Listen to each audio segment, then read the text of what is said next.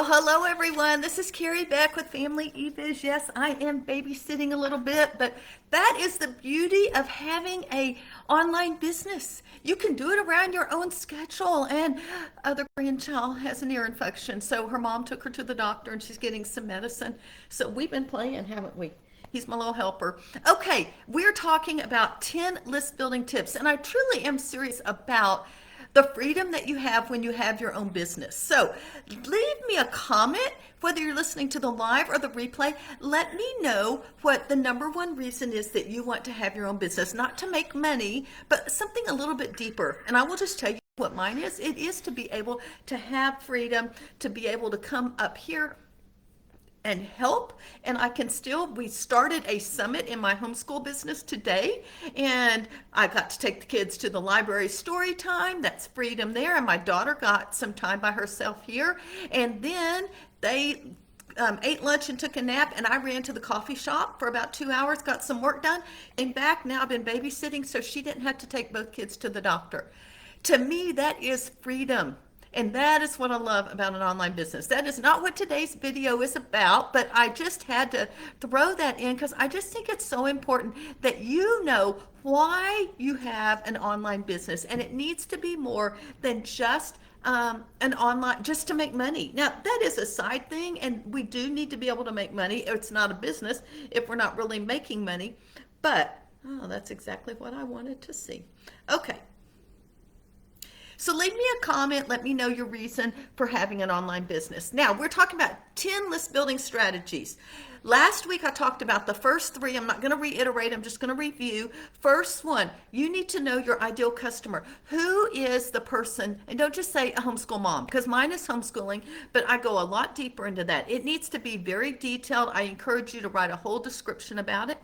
Number two, you need to have a lead magnet, some sort of free resource that people will come and get in exchange for their email, and then you can build your email list. That's what this is all about, growing your list. So you give them something free, and and you can give it to them, and you get their email address. Number three, third strategy: relationships first, money later. Another way to say that: serve first, sell later. That is exactly my philosophy, and that's what I've been doing and telling my homeschool, the speakers in our summit and our affiliates. We need to build relationships before we start to promote all our different products. So what is number four? Number four are our emails. How do we use emails to grow our list building tips? Well, number one, obviously we need to maybe use SEO or other ways to actually get them on our list. But if we do not build relationships with our people that get on the list, they're going to unsubscribe. For example, I was part of a business bundle a few weeks ago, and I ended up, it's still not finished, but let's just round it up. I think I had about 700 new people come and sign up for my email list. These are new people that just joined my email list in January. Now, about 200 unsubscribed immediately. I'm not talking about them. Those other 500 are the ones that I need to build a relationship with. So, yeah, are you going to build a relationship too? So what do? I'm going to send a broadcast, maybe tell them a little bit about myself, or maybe give them a free resource. And so I think that is super important. Hello, Cherry, and freedom of scheduling for working during my better times. That is so true. And you're not the only one of my students that actually has some illness issues, and that is one reason they have an online business. So you want to build relationships. You can also set up campaigns or a follow-up system, and that follow-up system automatically sends emails. So in my homeschool business, when people ask for a certain product, they may get a 4 or 5 email. You want to do demo? They may want a 4 or 5 email campaign that I build relationships with. That's something that I do. We call them campaigns. Your email service provider may call them something different. When they click on links and I find out they're interested in something, we put a tag, and then I can reach out to them and be more specific with a resource that will help. Generally speaking, I will give them a free resource before I give them a paid resource. How do I decide my how much content, what type of content to send? I like the 30, 30, 30, and that leaves a little 10% wiggle room. 30% is getting to know me. 30% is content, good content, and 30% is sales. And so you can go ahead and do 30, 30, 30. 30% build relationships, 30% give good content in your niche, and then 30% in selling. And then that leaves you a 10% that can vary from month to month.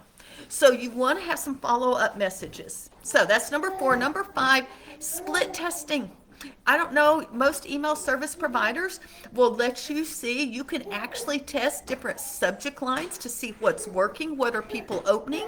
You can test and see which links they are clicking on. There are a lot of different ways, and a split test is basically giving half your people one choice and another half the other choice, and then looking at the results maybe after a week or two.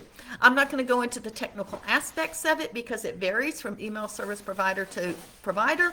If that is something you're interested in, I suggest that you go and ask your email service provider how that would work. So, and then the last thing for today is video.